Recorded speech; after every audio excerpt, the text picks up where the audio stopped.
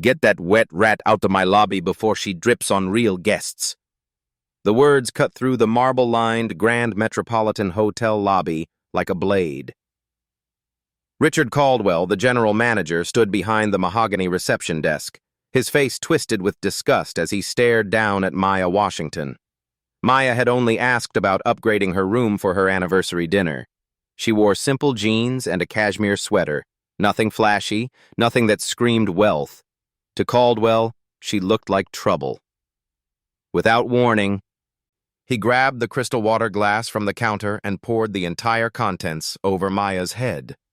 Ice-cold water cascaded down her dark hair, across her face, soaking into her expensive sweater. The liquid pooled at her feet on the Italian marble. Other guests gasped.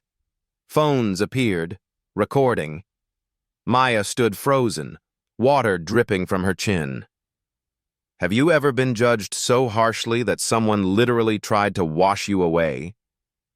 The digital clock above the concierge desk glowed at 4:47 p.m.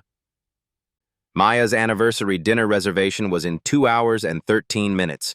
Water still dripped from her hair as she pulled out her phone with trembling fingers.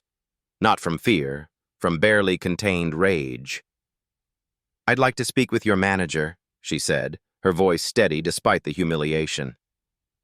Caldwell's laugh was sharp and cruel. "Sweetheart, I am the manager, and you're trespassing." He turned to his desk clerk, a nervous young man named Rodriguez. "Call security. This person is disturbing our guests."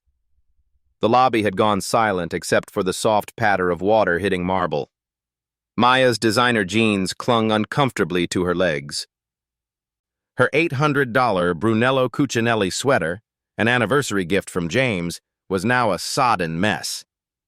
"Ma'am, this establishment has standards," Caldwell continued, his voice getting louder, performing for the growing audience. "Perhaps you'd be more comfortable at the homeless shelter on 5th Street. They have showers there." A few guests snickered. Maya caught sight of a young Asian woman near the elevator, phone raised, live streaming. The woman's eyes were wide with shock. "Oh my God, you guys, are you seeing this?" the woman whispered into her phone. "This manager just poured water on this black woman for no reason. This is Sarah Carter. I live in the Grand Metropolitan, and this is absolutely insane." Maya's phone buzzed with an incoming call, but she ignored it. She needed to handle this carefully. Every eye in the lobby was on her, every phone potentially recording. One wrong move, and she'd be painted as the aggressor. "Sir, I'm a paying customer," Maya said, her voice carrying just enough to reach the phones recording her. "I have a reservation, and I'd like to check in." Caldwell's face reddened. "You have a reservation? Here?" He gestured grandly at the opulent surroundings, crystal chandeliers, marble columns, oil paintings worth more than most people's cars. "Lady, do you see where you are? This isn't some budget motel." Behind Maya, a security guard approached. She could feel his presence before she saw him, a large man in a crisp uniform, hand resting on his radio. "Ma'am," the guard said, his voice deliberately intimidating, "you're going to need to leave. Now." Maya didn't turn around. She kept her eyes on Caldwell, noting how he straightened his shoulders, how his confidence grew with backup present. The man was a coward who needed an audience to feel powerful.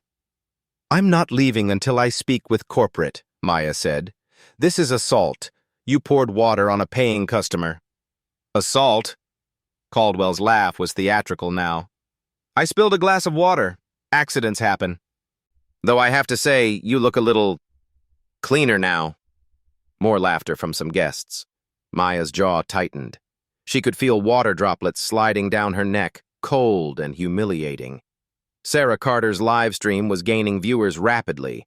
Maya could see the phone screen from the corner of her eye. 847 viewers, and climbing. Comments were flooding in faster than Sarah could read them. "This is disgusting," Sarah read aloud. "Someone call corporate. Sue them. This is straight-up racism." The hashtag #GrandMetDiscrimination had started trending in the city. Maya didn't know this yet, but the internet was already mobilizing. Rodriguez, the desk clerk, looked increasingly uncomfortable. "Sir, maybe we should—" "Should what?" Caldwell snapped. "Apologize to someone who clearly can't afford to be here? Look at her, Rodriguez. Look at how she's dressed. Jeans in our lobby, dripping water on our floors." Maya's phone buzzed again. This time she glanced down. James calling. She declined it. Not yet. In her purse, barely visible, was her first-class boarding pass from the private jet that had brought her here.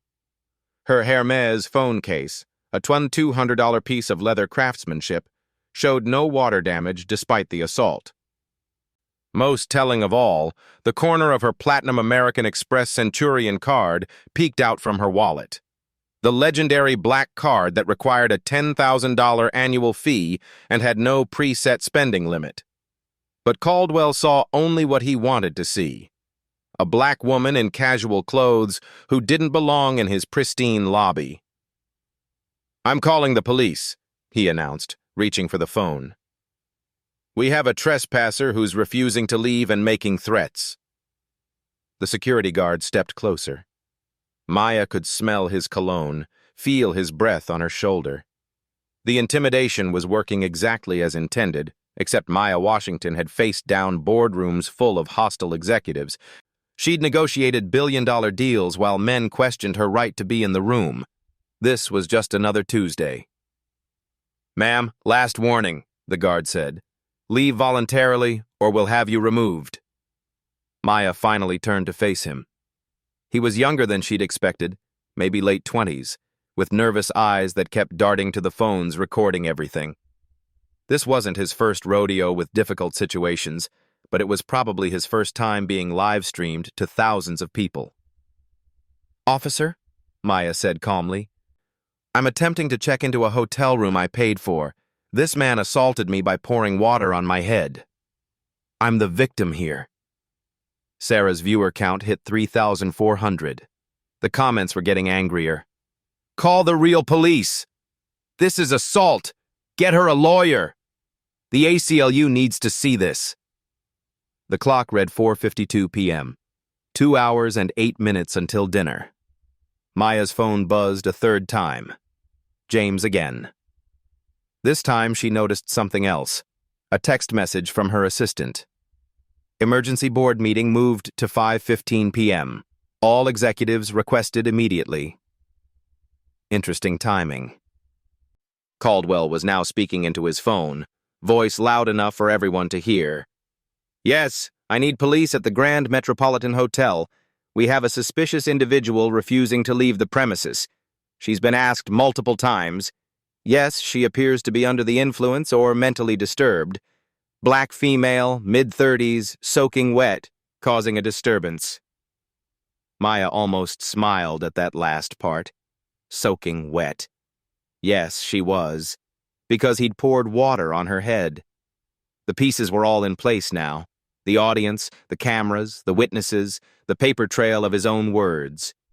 Maya Washington had spent 20 years climbing corporate ladders in boardrooms where she was the only woman, often the only person of color, always having to be twice as smart and 3 times as prepared. Today, she was prepared for everything. The police sirens were still distant when Assistant Manager Rodriguez finally found his voice. "Sir, perhaps we should offer her a towel at least." Caldwell whirled on him. "Don't question my judgment, Rodriguez. She's dripping on our Italian marble. Do you know what that costs to replace?" He gestured dramatically at the puddle around Maya's feet. "This woman is damaging property worth more than your annual salary." Maya remained perfectly still, water continuing to drip from her hair onto the $200 per square foot Carrara marble. Each drop seemed to echo in the tension-filled lobby. Sarah Carter's live stream had exploded. Her viewer count climbed past 8,200 as she whispered urgent commentary into her phone. "The police are coming. This is absolutely insane." She literally just asked to check in and he poured water on her head. The comments section moved too fast to read. Record everything. Sue them into bankruptcy. Where is this hotel? Someone call the news. Hashtag justice for Maya. Maya's phone buzzed again. James, persistent as always. She glanced at the screen and saw not just his call, but a string of notifications. Her assistant, her lawyer, her head of security. The news was spreading beyond social media. "Ma'am," the security guard said, now standing directly behind her. "You have 30 seconds to leave voluntarily before the police arrive." Maya turned slowly to face him. "Officer, what's your name?" The question caught him off guard. That's not relevant." "It's very relevant. When this goes to court, I'll need to know who to name in the lawsuit." Maya's voice remained calm, professional. "Assault, false imprisonment, civil rights violations. Your name will be on those documents." The guard's confidence wavered.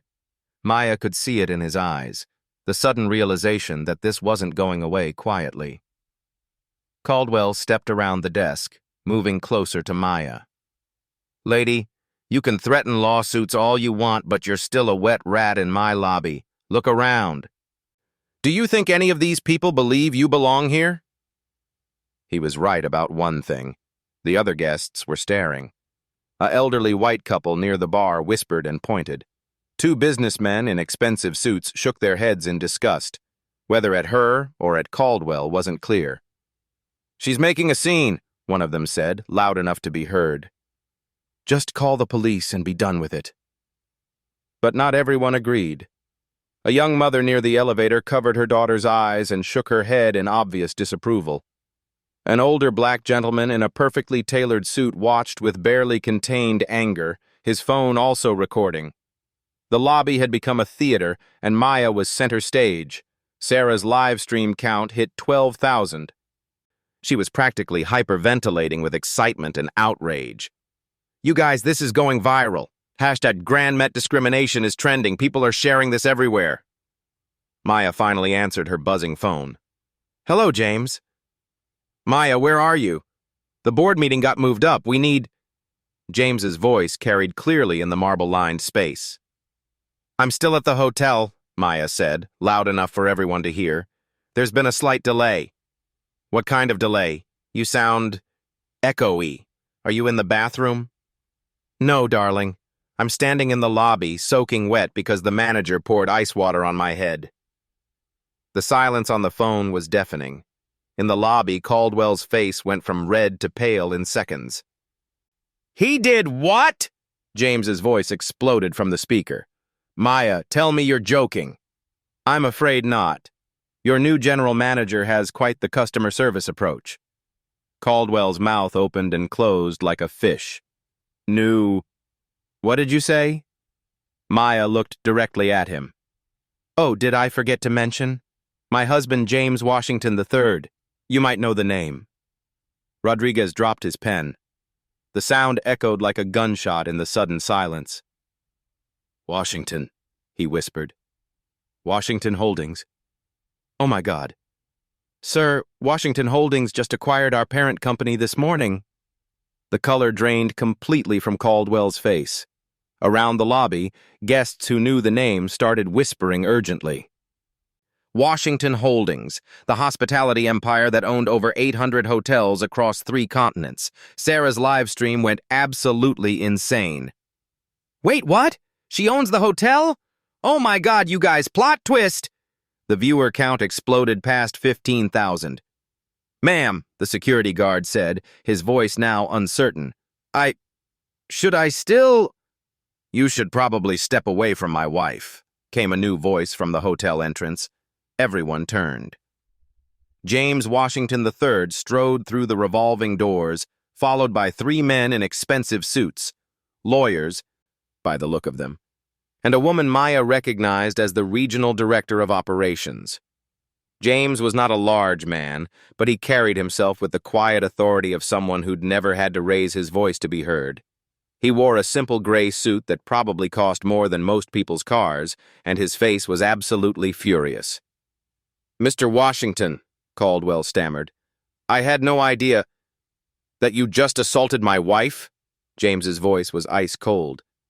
"No, I imagine you didn't." The police finally arrived, two officers who looked confused by the scene. Instead of one wet black woman causing trouble, they found a lobby full of well-dressed people, cameras everywhere, and obvious tension. "What seems to be the problem here?" the older officer asked. Caldwell tried to take control. "Officers, we have a trespasser who's been—" "The problem," James interrupted, "is that your general manager just physically assaulted the owner of this hotel." Maya pulled out her phone and showed the officers her call log. "I have 17 missed calls from my corporate team, 43 text messages, and about 15,000 people who just watched your employee pour water on my head."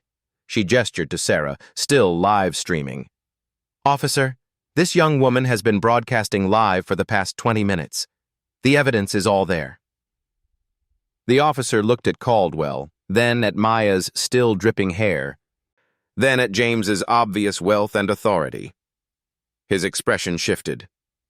"Sir," he said to Caldwell, "did you pour water on this woman?" "It was just—" "She looked—" Caldwell's composure was completely gone now. "How was I supposed to know?" "Know what?" Maya asked quietly. "That I'm a human being who deserves basic respect?" The second officer was already on his radio, calling for a supervisor. This was way above their pay grade. James moved to Maya's side, careful not to slip on the wet marble. "Darling, are you hurt?" "Just cold. And disappointed in the quality of management at our new property." "Our property?" the first officer asked. One of James's lawyers stepped forward. "Washington Holdings completed acquisition of Grand Metropolitan Hotels at 9 a.m. this morning. Mrs. Washington is the majority shareholder." Rodriguez looked like he might faint. "Sir, does this mean—" "It means," James said, looking directly at Caldwell, "that the man who just assaulted my wife is officially fired." The clock read 5:15 p.m. 1 hour and 45 minutes until dinner. Maya's phone was buzzing constantly now. Social media notifications, news alerts, corporate messages. The story was everywhere. "Ma'am," the older police officer said respectfully, "would you like to press charges for assault?" Maya looked at Caldwell, now sweating, pale, and obviously panicking. She looked at the crowd of guests, some still recording. She thought about the thousands of people watching live, the millions who would see this story. "Let's see how this plays out first," she said. But there was still one more secret she hadn't revealed. The most important one. Everyone turned toward the entrance like synchronized dancers. James Washington III strode through the revolving doors with the quiet authority of a man who'd never needed to raise his voice to command a room. Behind him followed 3 people in expensive suits, 2 lawyers and a woman Maya recognized as the regional director of operations. James wasn't physically imposing, but he carried himself with the understated power that came from controlling billion-dollar empires. His gray Armani suit probably cost more than most people's monthly salaries, and his face was carved from stone, cold, furious, and absolutely lethal. "Mr. Washington," Caldwell stammered, his earlier bravado evaporating like morning mist. "I had absolutely no idea that you just physically assaulted my wife?" James's voice cut through the lobby like a scalpel. Each word was precisely articulated, deadly calm. "No, Richard. I imagine you didn't know that when you poured water on the majority shareholder of your company." The lobby went silent except for the soft patter of water still dripping from Maya's hair onto the marble floor. Sarah's live stream count hit 18,000 viewers, the comments exploding so fast they became an illegible blur of outrage and amazement. Maya watched Caldwell's face cycle through expressions: confusion, recognition, terror, and finally, the dawning realization of complete and utter destruction. She'd seen that look before in boardrooms when executives realized they'd just made career-ending mistakes. "Officers," Caldwell said desperately to the police, "there's been a misunderstanding. This woman was trespassing, refusing to leave." "This woman," James interrupted, his voice dropping to a dangerous whisper, is Maya Washington. She holds a doctorate in business administration from Harvard. She sits on the boards of 3 Fortune 500 companies. And as of this morning, she owns the building you're standing in. The second police officer looked confused. Sir, can you verify that? One of James's lawyers, a sharp-faced woman with silver hair, stepped forward with a leather portfolio. Officer, I'm Margaret Carter, senior partner at Carter, Williams & Associates. These are the acquisition documents filed with the SEC this morning. She handed over official papers bearing corporate seals and legal stamps. Washington Holdings purchased a controlling 73% stake in Grand Metropolitan Hotels at exactly 9 a.m. Eastern Standard Time. The transaction was worth $2.3 billion. Maya reached into her waterproof Hermes purse and withdrew her own stack of documents, slightly damp, but perfectly legible. Officer, here's my personal identification, corporate ID, and the signed authorization giving me full operational authority over all Washington Holdings properties. The older policeman examined the documents with growing amazement. These weren't fake papers or amateur forgeries. These were real corporate documents with official seals, SEC filing numbers, and the kind of legal language that came from billion-dollar transactions. Ma'am, he said respectfully, these appear completely legitimate. You're saying you own this hotel? As of 9 a.m. this morning, yes. The transition was scheduled to be announced Monday morning to prevent market disruption. Unfortunately, Mr. Caldwell has forced us to accelerate our timeline rather dramatically. Rodriguez looked like he might faint. His face had gone gray and he was gripping the counter for support. Mrs. Washington, I am so incredibly sorry. If you had known what exactly? Maya asked quietly, water still dripping from her hair. That I was wealthy? That I owned the building? Does that change how human beings should be treated? The question hung in the air like an accusation. Rodriguez opened his mouth, then closed it, realizing there was no good answer that wouldn't make him sound like a complete moral failure. Sarah's live stream had become a cultural phenomenon. The viewer count exploded past 22,000 as word spread across social media platforms. The comments were a waterfall of excitement and righteous fury. She's the owner. Karma is real. He's so fired. Best plot twist ever. Had justice for Maya. This is better than Netflix. Caldwell tried desperately to salvage the situation. Mrs. Washington, there's been a terrible misunderstanding. I thought you were... you looked like... Your clothes. My clothes? Maya looked down at her soaked jeans and water-stained cashmere sweater. You mean these jeans that cost $800? This sweater that's handmade Italian cashmere worth $1,200? Or perhaps you're referring to my Hermes purse? She held up the leather bag that had survived the water assault without damage. This particular piece retails for about $3,000, more than most people make in a month. James moved to Maya's side, his expensive Italian leather shoes navigating carefully around the puddle of water. Are you hurt, darling? Just cold, and deeply disappointed in the quality of management at our newest acquisition. The word "our" resonated through the lobby like a gong. Several guests who'd been watching the spectacle began quietly moving toward the exits, suddenly uncomfortable with their earlier amusement at Maya's humiliation. It was an accident, Caldwell said desperately, sweat now visible on his forehead despite the air conditioning. A misunderstanding. I didn't mean to... You didn't mean to pour an entire glass of ice water over my head? Maya's voice remained calm, but there was steel underneath. You didn't mean to call me a wet rat. You didn't mean to tell me I belonged in a homeless shelter. You didn't mean to suggest I crawled out of a gutter. James's face grew darker with each revelation. He said what? Oh, there's more, Maya said, her voice carrying to every corner of the lobby. Rodriguez, would you like to tell my husband what else Mr. Caldwell said about his wife? Or shall I continue? Rodriguez looked trapped between honesty and loyalty to his now obviously doomed supervisor. "Sir, He said she was damaging the marble floors, and that she looked like she belonged in a homeless shelter. And he called the police saying she was mentally disturbed." James turned to face Caldwell with the slow, deliberate movement of a predator selecting its prey. "You called my wife mentally disturbed. You called her a rat. You poured water on her head.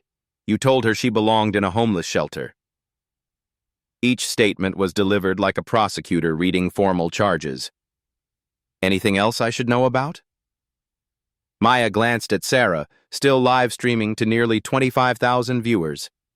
The story was trending on Twitter, Facebook, Instagram, and TikTok simultaneously.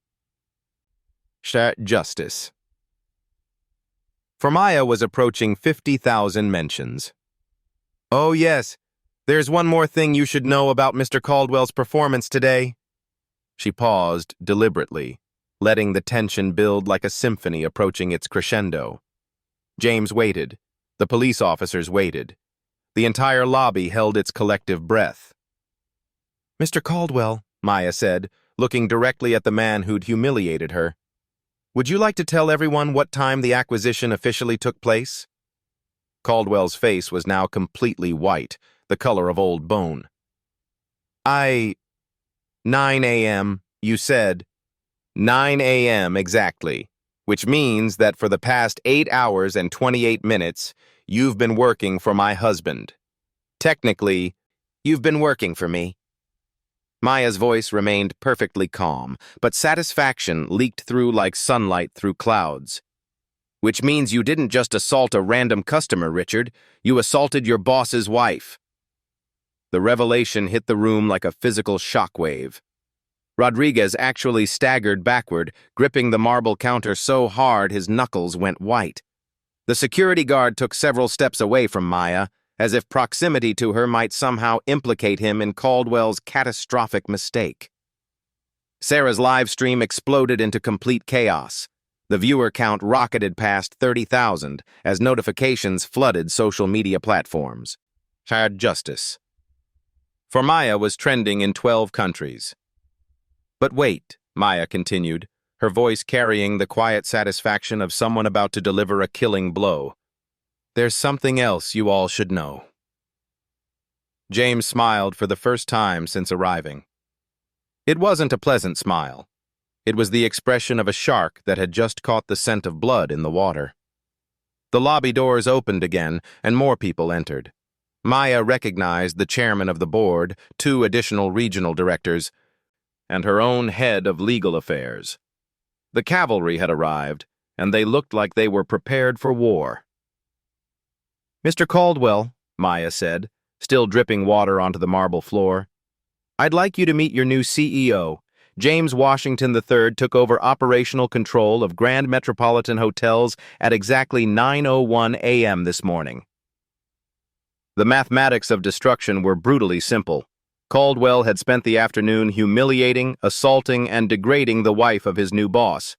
He'd done it in front of cameras, live streams, and witnesses. He'd done it deliberately, cruelly, and with obvious pleasure. He'd also done it to the woman who now owned the company that employed him. "So you see, Richard," Maya said, her voice carrying to every corner of the now silent lobby, "when you poured that water on my head, you weren't just assaulting a customer. You weren't just attacking a black woman who you thought couldn't fight back. You were committing assault and battery against your new owner and your new CEO's wife." Caldwell's knees buckled slightly. He reached for the counter to steady himself, his face now the color of ash. "Mrs. Washington, please, I can explain." "Explain what exactly?" James stepped forward, his voice dropping to a deadly whisper. "Explain how you thought it was acceptable to pour water on any human being? Explain your company's customer service philosophy? Explain how you represent the values of our organization?" Margaret Carter, the lawyer, opened her portfolio and withdrew a thick document. "Mr. Caldwell, are you familiar with Section 12.4 of your employment contract?" Caldwell's mouth opened and closed soundlessly.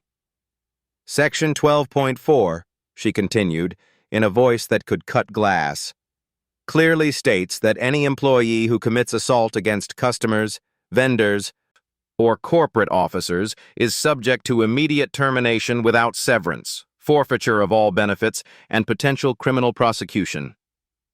Maya pulled out her phone and began reading from the screen. Let me share some numbers with everyone here. Grand Metropolitan Hotels. Annual revenue of $2.3 billion. 847 properties across 23 countries. 47,000 employees worldwide. She looked directly at Caldwell. Your specific branch, Richard, generates $47 million in yearly revenue and employs 340 people. Do you know what discrimination and assault lawsuits cost the hospitality industry annually? Caldwell shook his head weakly. $1.2 billion per year in settlements, legal fees, and reputation damage. Maya's voice carried the authority of someone who'd memorized corporate statistics like a general studying battlefield casualties. The average settlement for racial discrimination and assault in hospitality is $750,000 per incident. The chairman of the board, a distinguished man in his 60s, stepped forward. Mrs. Washington, I want to personally apologize for this unconscionable behavior. We had no idea. That your general manager assaults customers based on their appearance? Maya interrupted. That he makes assumptions about people's worth based on their clothing? That he calls human beings rats and suggests they belong in homeless shelters? She gestured to the live stream, still recording everything. Gentlemen, 35,000 people have now witnessed this interaction. The video has been shared 18,000 times in the past hour. Our company's reputation is currently being destroyed in real time across every social media platform on Earth. James pulled out his own phone and began reading corporate policy aloud. Policy 847, zero tolerance for bias-based customer refusal or mistreatment. Policy 902, immediate termination for any physical contact with guests without consent. Policy 1247, criminal prosecution of employees who commit assault on company property. He looked up at Caldwell. You violated 3 major corporate policies and committed multiple felonies, all in front of cameras, all recorded for posterity. The older police officer stepped forward. Ma'am, do you want to press charges for assault and battery? Maya considered this carefully. She could feel the power in the room shifting. Could sense the fear radiating from Caldwell and the nervous energy from the other employees. This was a teachable moment, not just for this hotel, but for the entire industry. Officer, I want to do something more effective than just press charges, she said. I want to make sure this never happens again. To anyone. Anywhere. She turned to address the growing crowd in the lobby. More hotel staff had appeared, drawn by the commotion. Guests were recording with their phones. Sarah's live stream had become a cultural phenomenon, approaching 40,000 viewers. Ladies and gentlemen, what you've witnessed today is a perfect example of how unconscious bias becomes conscious cruelty. Mr. Caldwell didn't assault me because I was breaking rules or causing trouble. He assaulted me because of what he assumed about me based on my appearance. Maya's voice carried clearly throughout the lobby, amplified by the marble acoustics. He saw a black woman in casual clothes and decided I didn't belong in his pristine lobby. He made judgments about my worth, my character, and my right to be treated with basic human dignity. Caldwell tried one more desperate gambit. Mrs. Washington, I'm deeply sorry. It was a moment of poor judgment. I've been under tremendous stress and— Stress? James's voice cracked like a whip. Stress made you pour water on my wife's head? Stress made you call her a rat? What kind of stress could possibly justify assault? Maya held up her hand for silence.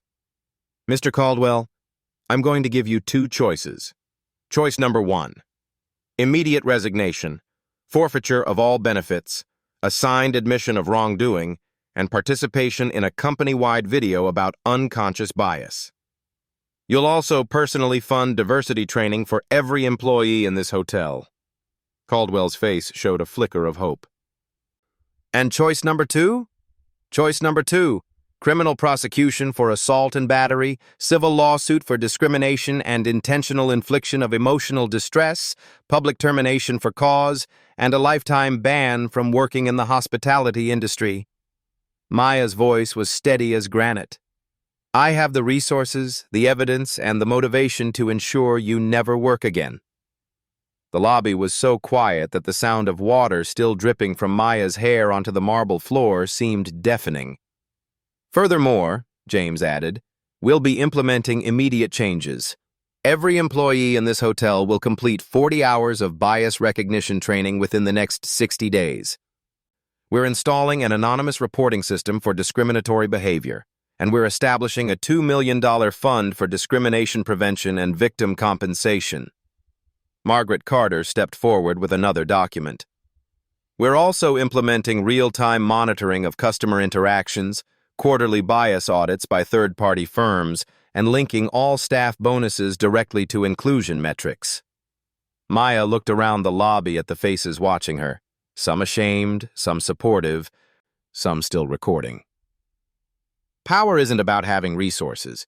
Power is about using those resources to ensure that what happened to me today never happens to anyone else. The clock read 6:02 p.m., 58 minutes until dinner. Rodriguez, who had been silent throughout the confrontation, finally spoke. Mrs. Washington, if I may, what happens to the rest of us? Maya studied the young man's face. He looked terrified but also genuinely remorseful. Mr. Rodriguez, you didn't pour water on me. You suggested offering me a towel. You'll be promoted to interim general manager while we search for Mr. Caldwell's replacement. Relief flooded Rodriguez's features. Thank you, ma'am. I promise you won't regret this decision. Don't thank me yet, Maya said. You'll be personally responsible for implementing every single reform we've discussed.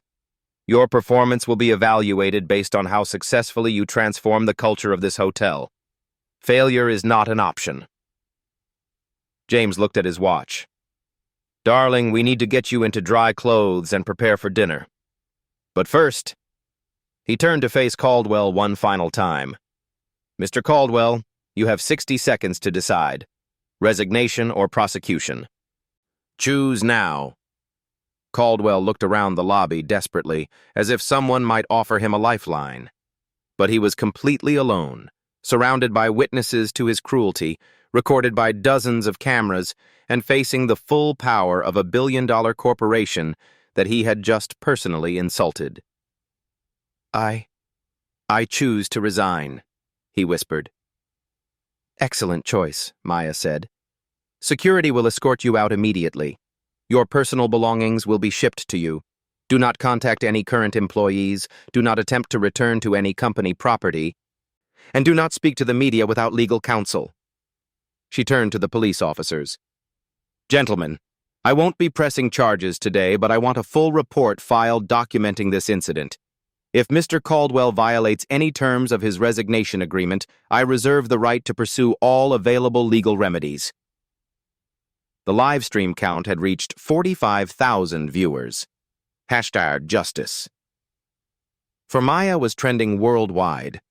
The story was being picked up by major news networks, business publications, and social justice organizations. Maya had transformed a moment of personal humiliation into a catalyst for systemic change. She'd used her power not for revenge, but for reform, not for destruction, but for reconstruction. But she wasn't finished yet. The security escort of Richard Caldwell was swift and humiliating. 2 guards flanked him as he walked through the same lobby where he'd held absolute power just hours earlier. His head was down, shoulders slumped, the picture of complete defeat. Guests and staff watched in silence as the man who'd poured water on Maya's head was marched out the front doors like a common criminal. Sarah's live stream captured every second, the viewer count now approaching 50,000. The comments were a river of satisfaction and vindication. Karma delivered. Justice served cold.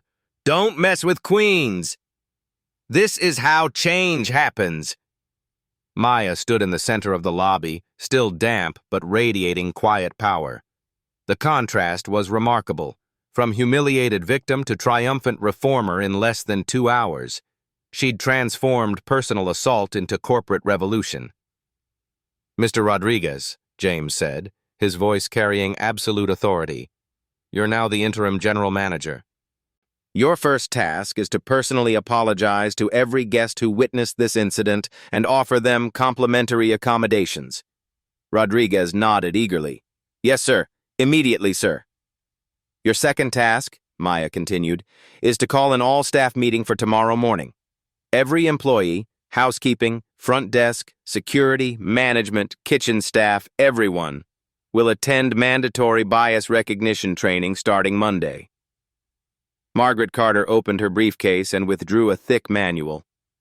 "This is the Washington Holdings Dignity and Respect Protocol. Every hotel in our chain will implement these standards within 90 days.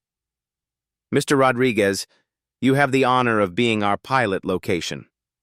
Maya walked to the front desk, her shoes squelching slightly from the water damage. She pulled out her phone and began scrolling through real-time data that her corporate team was feeding her.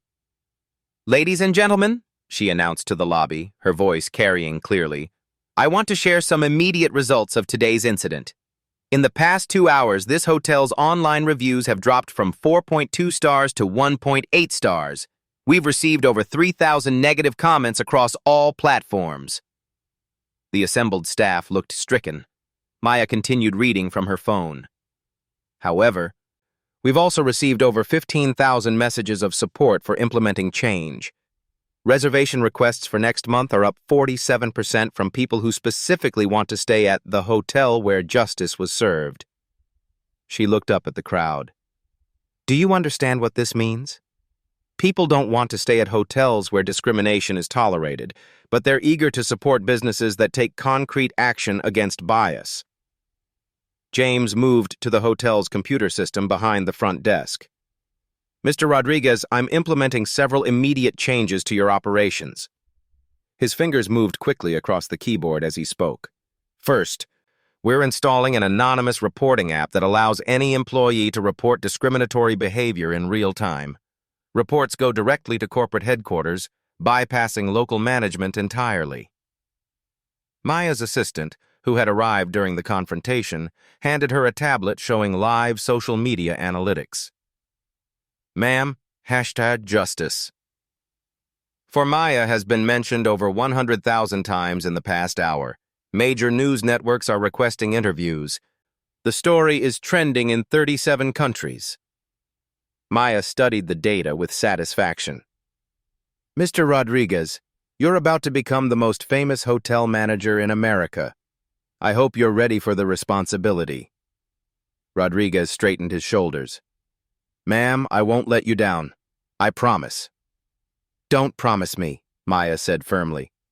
"Promise every guest who walks through those doors that they'll be treated with dignity regardless of their appearance, their accent, their clothing, or their skin color." James pulled up the hotel's financial dashboard on the computer screen, turning it so everyone could see. "Second change. Starting immediately, all staff bonuses and performance reviews will include bias metrics. Treating guests with equal respect isn't just morally right, it's now financially rewarded." Maya walked to where Sarah was still live streaming, her phone aimed at the ongoing transformation. "Sarah, isn't it?" The young woman nodded, starstruck. "Yes, ma'am. Sarah Carter. I can't believe I captured all of this." "You did more than capture it. You amplified it. Your live stream turned a single incident into a global conversation about dignity and justice." Maya looked directly into the camera. "Ladies and gentlemen watching, this is what accountability looks like. This is how we create change." She turned back to address the hotel staff, who had gathered in a semicircle around the front desk. "I want every one of you to understand something crucial. What happened here today wasn't just about one manager's prejudice. It was about a system that allowed that prejudice to flourish unchecked." A young housekeeper raised her hand tentatively. "Ma'am, What if we see discrimination but we're afraid to report it? Maya smiled at her, the first genuine smile since the water assault. What's your name? Elena Vasquez, ma'am.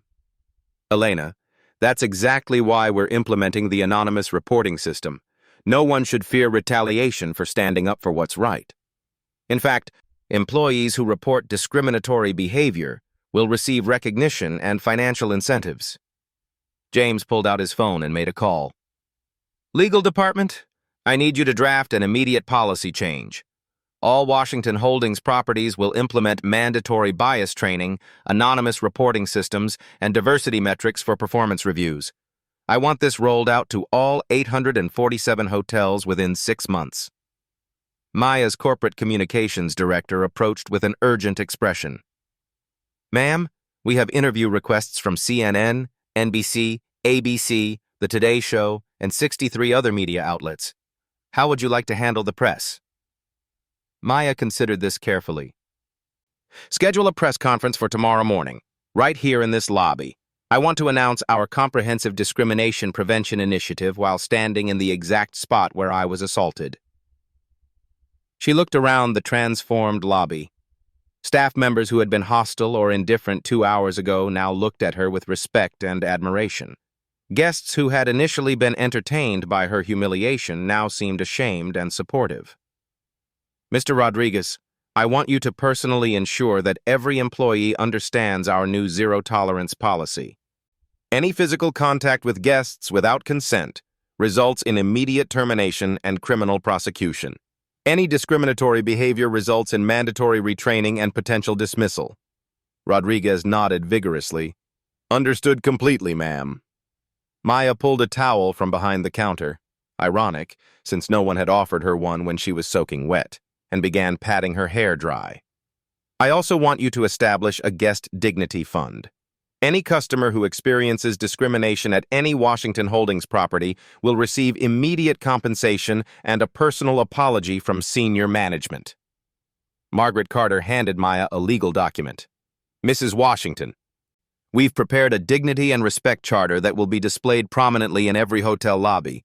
It explicitly guarantees equal treatment regardless of race, appearance, economic status, or any other characteristic. Maya signed the document with a flourish, then handed the pen to James, who added his signature. This charter becomes corporate policy immediately. Mr. Rodriguez, I want this framed and mounted behind your front desk by tomorrow morning. The clock read 6:45 p.m. 15 minutes until dinner. Maya looked around the lobby one final time, taking in the scene of transformation. Water stains still marked the marble floor where she'd stood humiliated. But now that same space has become the birthplace of systemic change. Ladies and gentlemen, she announced to everyone present, what you've witnessed today is proof that dignity and intelligence can triumph over prejudice and cruelty. Not through violence, not through destruction, but through strategic action and unwavering principle. She walked toward the elevator, James beside her, ready to change clothes for their anniversary dinner. Oh, and Mr. Rodriguez, she called back, make sure we have the best table available in your restaurant tonight. My husband and I are celebrating our anniversary, and after today's events, I'd say we have quite a lot to celebrate. At 7:00 p.m. exactly, Maya and James Washington sat at the best table in the Grand Metropolitan Hotel restaurant. Maya wore an elegant black dress, dry, dignified, and powerful. Her hair was perfectly styled, showing no trace of the ice water that had cascaded over her head 3 hours earlier. The transformation was complete. Rodriguez himself served their anniversary dinner, his movements careful and respectful. Every staff member who approached their table did so with genuine warmth, rather than the calculated servility that wealth usually commanded. Word had spread through the hotel like wildfire. This was the woman who had changed everything. Sarah Carter's live stream had ended at 52,000 viewers, but the video clips were circulating endlessly across every social platform. Had justice. For Maya has reached 2 million mentions worldwide. Major news networks had picked up the story. Business schools were already requesting permission to use the incident as a case study in crisis management and corporate reform. "You know what the most remarkable part of today was?" James asked, raising his wine glass. The look on Caldwell's face when he realized he'd assaulted his new boss's wife. James laughed. "No. The fact that you never raised your voice, never lose your composure, never let anger control your actions. You turned humiliation into transformation through pure strategic thinking." Maya smiled. "Power isn't about having resources, darling. It's about using them wisely and with purpose."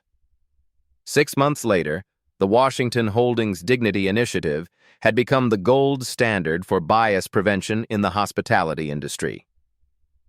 Anonymous reporting systems had identified and corrected discriminatory practices at hundreds of properties. Staff satisfaction scores had increased dramatically. Most importantly, guest complaints about discriminatory treatment had dropped to virtually zero. Maya's story had inspired congressional hearings on discrimination in hospitality. Federal legislation requiring bias training for all customer-facing businesses was working its way through Congress. The incident had become a catalyst for industry-wide reform. The Grand Metropolitan Hotel downtown became a destination for travelers who specifically wanted to support businesses committed to equality. Revenue increased 43% in the first year following the incident. Richard Caldwell never worked in hospitality again. Maya's story proves that dignity and strategic thinking can create lasting change without violence or destruction. She didn't need to fight back with fury. She fought back with intelligence, patience, and the wisdom to transform a moment of personal assault into systematic reform. Have you witnessed discrimination in hotels, restaurants, or other businesses? Share your story in the comments below. Your voice matters, and your experience can help others recognize and address bias when they see it. If Maya's quiet strength inspired you, share this video to show others that courage and intelligence can triumph over prejudice and cruelty. Every share amplifies the message that discrimination has no place in our society. Subscribe to Black Soul Stories for more accounts of ordinary people creating extraordinary change through dignity, strategy, and unwavering principles. We tell the stories of individuals who refuse to accept injustice and instead work to build a more equitable world. Remember, you don't need to own a hotel chain to demand respect. You don't need wealth to stand up for what's right. You just need to know your worth, maintain your dignity, and refuse to accept anything less than the respect every human being deserves. When someone tries to wash away your dignity, stand firm. When they pour water on your dreams, stay dry inside. When they underestimate your power, show them the strength that comes from knowing exactly who you are. Justice isn't always immediate, but it's always possible. Change isn't always easy, but it's always worth fighting for. And sometimes, the most powerful revolution begins with one person refusing to be broken by cruelty and choosing instead to break the system that allowed that cruelty to exist.